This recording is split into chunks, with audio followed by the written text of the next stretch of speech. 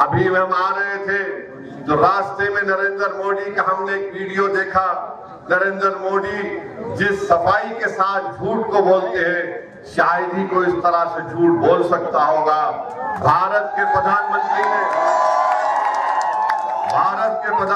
ने कहा, एक टीवी चैनल को इंटरव्यू देते हुए कहा कि मैंने गाजा में जो इजरायली जालिम हुकूमत बमबारी कर रही थी, मोदी ने कहा कि मैंने यहां से अपने कदमी को भिजाया ताकि वो जाकर बेंजामिन नेतन्याहू से कहे कि रमजान के महीने में बमबारी मत करो। गाजा में रमजान का महीना था तो मेरा स्पेशल एनवॉय को मैंने इजराइल भेजा। इजराइल के प्रधानमंत्री राष्ट्रपति सबसे मिलना का, मैंने कहा समझाइए इनको कि कम से कम रमजान में गाजा में बमबार्डिंग यानी हमले न करें।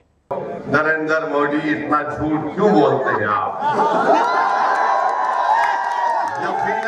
यकीनन NSA गए थे। सुनिए, यकीनन NSA गए थे, मगर पूरे रमजान में जालिम इजरायलियों ने गाजा के फलस्तीनियों पर बम बरसाते रहे।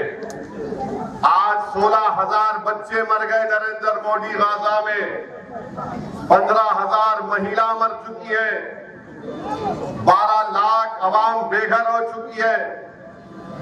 एक नहीं, दो नहीं, करीब 20,000 के करीब बिल्डिंगें इजराइल ने बर्बाद कर दिया। और भारत के प्रधानमंत्री झूठ बोलकर कह रहे कि मैंने भिजाया था इजराइल को, ये मुझे खामखा घेर लेते हैं मुसलमानों के नाम लेकर। मोदी जी, कोई नहीं घेरता, आप घेरने का काम करते हैं, मगर इंशाअल्लाह ताला अब हम आपके घेरे को तोड़कर निकलेंगे इंशाअल्लाह। आप बताइए, सुनिए, भारत के प्रधानमंत्री जो कह रहे हैं कि मैंने इजराइल को कहा कि रमजान में बमबारी मत करो। आज स्पेन में एक भारत की कश्ती जिसमें 27 टन का हथियार था,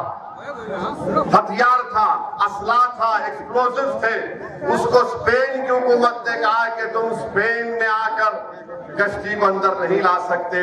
वो चेन्नई से जा रही थी इजराइल को। बोलो प्रधानमंत्री, क्या ये सच है या झूठ है? अरे आप दे रहे हैं इजराइल को असला। हैदराबाद में कैलविट कंपनी है, वहां से ड्रोन बनकर जा रहे हैं और भारत के प्रधानमंत्री कह रहे हैं कि मैंने इजराइल को कहा था कि रमजान में बमबारी मत करो। अरे मोदी जी, अगर आप इतने ताकतवर हैं तो इजराइल ने तुम्हारी बात क्यों नहीं सुनी? जब आपके भक्त कहते हैं कि मोदी जी ने यूक्रेन में जंग रुका दी, तो ये तो छोटी बात थी। नेतन्याहू तो आपका बड़ा करीबी दोस्त है, आप तो उसको गले लपेटते हैं जब कभी भी आप मिले उससे।